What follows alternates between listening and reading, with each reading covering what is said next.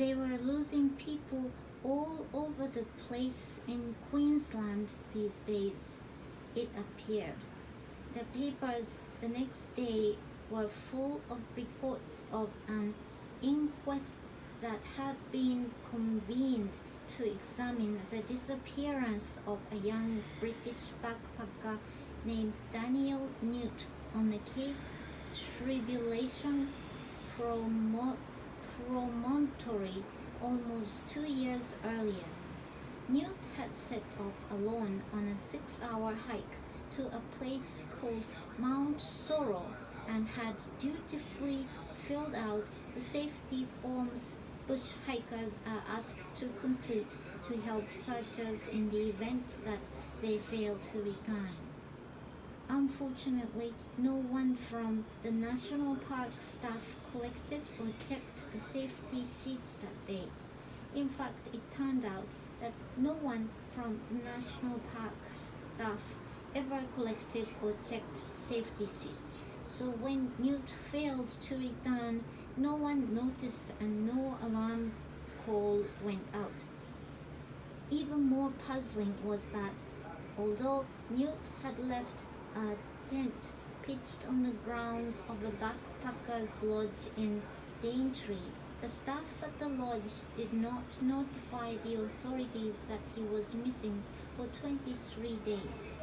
An employee at the lodge told the inquest that it was common for people to abandon their tents and leave without telling management. But of course, the upshot is that by the time a search was organized, almost a month had passed.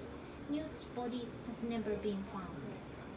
All this took on a certain relevance the next morning when Alan and I drove in to Cairns to run a couple of errands.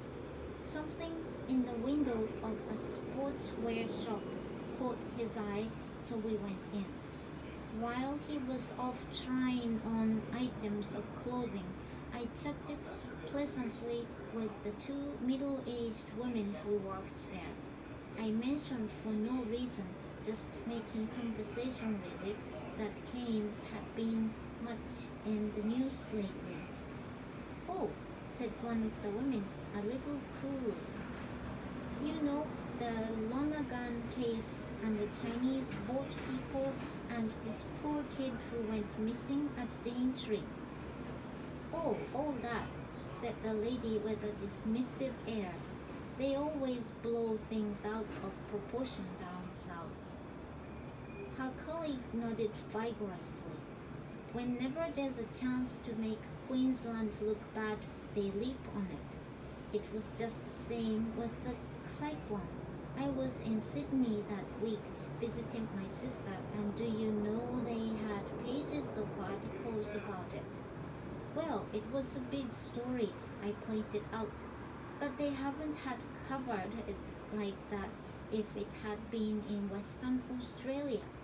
"Oh, no, they do it to discourage people from coming up here, you see." "You really think so?" "Oh yes, they don't want visitors to leave Sydney. They want to keep them down there. So they take any story that makes Queensland look, dangerous or backward, and they twist the facts about to frighten people." They both nodded in the sincerest agreement. It was the same with that young couple out on the reef. It's quite evident that it was suicide, but they blew it all out of proportion. "All out of proportion," seconded her friend, "so that they could make it look like it wasn't safe to go out on the reef." "And the boy at the Daintree?" I ventured. "They don't know that he's dead at all," she said in a tone of one who has unimpeachable sources. "But he's been missing for 2 years." "Yes, but he's been sighted all over the Cape York Peninsula." "All over," agreed her friend. I'm sorry, are you saying the papers falsely reported his death to make Queensland look dangerous?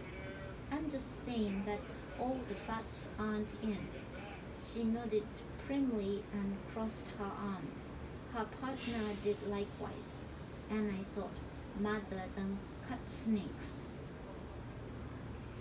As it happened, we were heading to Daintree ourselves. It was as far north as you could get on a paved road in this part of Australia, so we decided to go and have a look.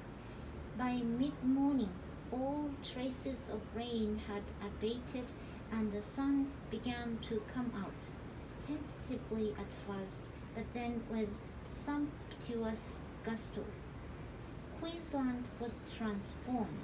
Suddenly we were in Hawaii. Tropical mountains running down to sparkling seas, sweeping bays, flawless beaches guarded by listing palms, little green and rocky islands standing off the headlands. From time to time we drove through sunny cane fields overlooked by the steep blue eminence of the Great Dividing Range. At Daintree, we parked and got out to have a look around. We walked down to the edge of the Daintree River where both the road and burial rock came to their respective abrupt terminations. We couldn't see any sign of crocodiles. Then we got back in the car and drove off down a winding side road that leads to a ferry across the Daintree to Cape Tribulation. The ferry had been shut for a week by the rains, so there wasn't much point in going down there, but I wanted to see the cape at least from across the river, and there was the off chance that we might glimpse a crocodile. To our surprise, the ferry was operating. We had been assured in Daintree that it was still shut.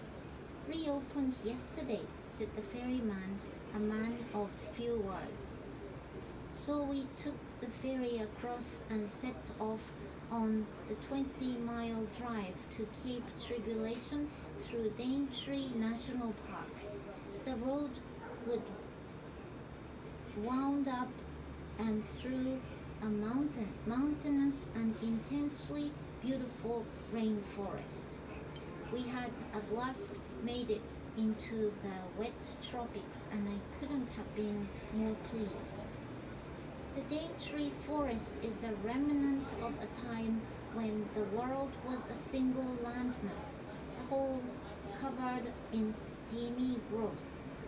As time passed, continents split up and drifted off to the far corners of the globe, but the Daintree, through some tectonic fluke, escaped the more dramatic changes of climate and orientation that spurred ecological change elsewhere.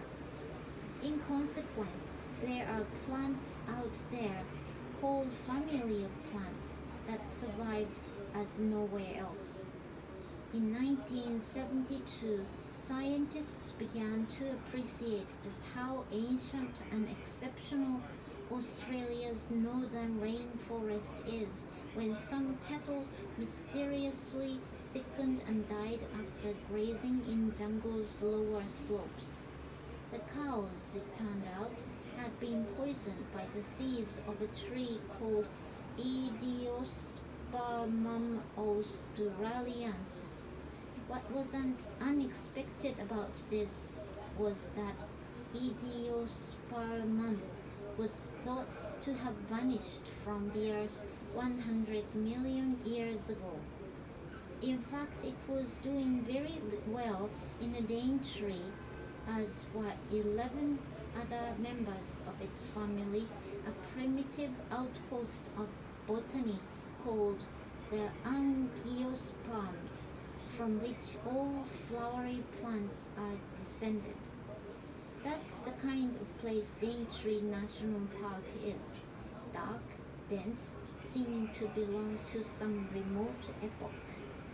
It's a landscape in which it wouldn't entirely surprise you to see pterosaurs gliding through the trees or velociraptors springing, sprinting across the road ahead. In fact, there is quite a lot of odd life out there. This is one of the few remaining areas where you can hope to see cassowaries. They look much like emus except that they have a bony growth on their head called a casque and the infamous murderous crow on each foot. They attack by jumping up and striking out with both feet together. Fortunately, this doesn't happen very often. The last fatal attack was in 1926 when a cassowary charged a 16-year-old boy who had been taunting it and sliced open his jugular vein as it wounded across him, as it bounded across him. The reason attacks are so few is that cassowaries are exceedingly reclusive and now, alas, very few in number. No more than 1,000 of them survive. The Daintree is also one of the last homes of the celebrated tree kangaroo, which, as its name suggests, is a kangaroo that lives in trees, but it is even shyer than the cassowary and almost never seen. So dense is the jungle and so remote from the centers of academia that much of it remains unstudied. The first scientific study of cassowaries, for instance, was only begun about a decade ago. At length, the road ended at a sunny clearing in the jungle with incongruously a takeout food stand and a phone booth. Tucked away in the extravagant foliage was a campground, and beside it an arrowed sign pointed the way to the beach. This led to a boardwalk through mangroves. Little creatures plinked unseen into the swampy water as we approached. After a few minutes, we emerged onto the beach. It was remarkably beautiful, a great sweep of soft white sand strewn with driftwood, palm fronds, and other natural clutter standing before a very bright blue sky. Ahead of us loomed a towering headland cloaked in green. The spot was sunnily pristine, exactly as it must have appeared to James Cook when he first laid eyes on it more than 2 centuries ago. He called it Cape Tribulations because it was here that the Endeavour disastrously lodged on coral some 12 miles off the coast. Severely hauled, it was in imminent danger of sinking, but Cook had with him a seaman who had once been in similar straits on a ship that had been saved by an unnatural process known as fothering.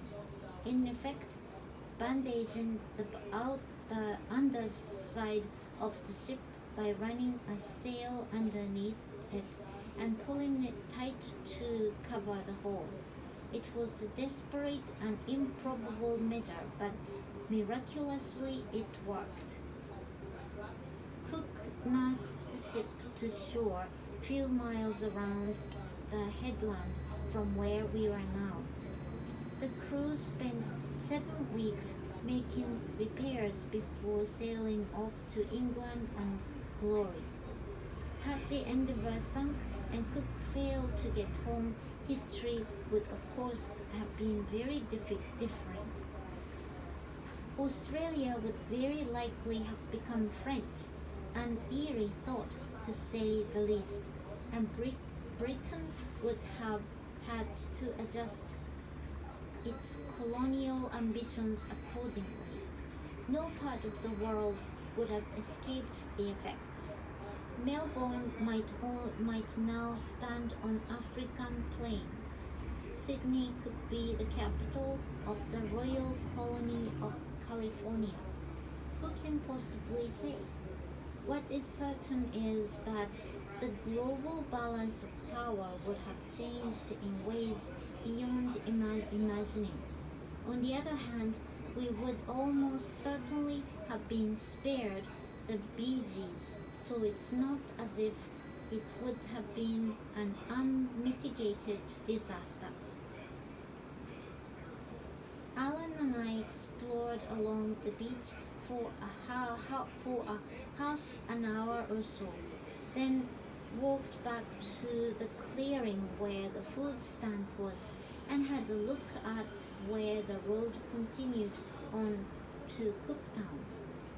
Beyond the food stand it became at once rough and rocky track which climbed steeply up onto the lush hills.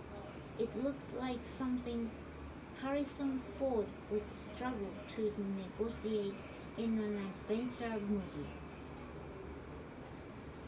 I had learned only a day before that the truck is dangerously and unnervingly tippy even in good weather, so perhaps it was as well that Alan and I hadn't been let loose on it. In any case, it was impassable now. Still, it did look awfully inviting in an adventuresome sort of way. Cooktown, a former gold mining town that once had a population of 30,000 and has just 200 now, lay 75 kilometers away from on the other side of the mountains. It is the last town in eastern Australia. Beyond it there is nothing but a scattering of Aboriginal settlements along the 600-kilometer track to Cape York, Australia's northernmost point. But this was as far as I was going to get here. I turned around to discover that Alan had slipped off. He reappeared after a minute from the direction of the food stand bearing 2 cans of Coke, one of which he passed to me. They didn't have urine, he said, and we both had a good laugh over that.